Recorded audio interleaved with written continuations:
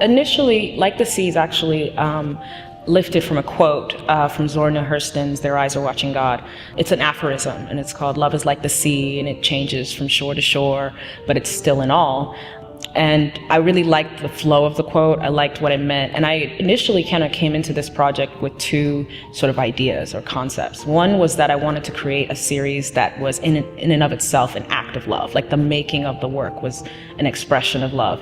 And I was thinking about subject matter, and I didn't want it to be about me. The last two shows I've done with Jack have often been about self-portraits and sort of like, I guess, more identity-based, and this one was much more personal. The subjects are entirely my brothers, my two younger brothers.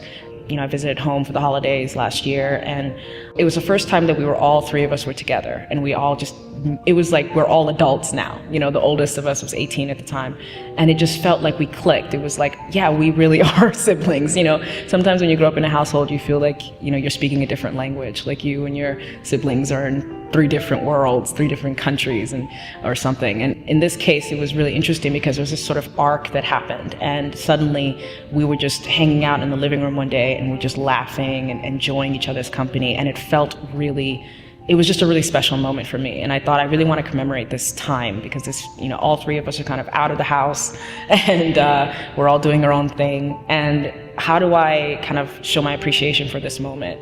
And so that really was kind of the impetus for the series, you know, wanting to express love in the act of making, and in doing that by expressing it through portraying my brothers.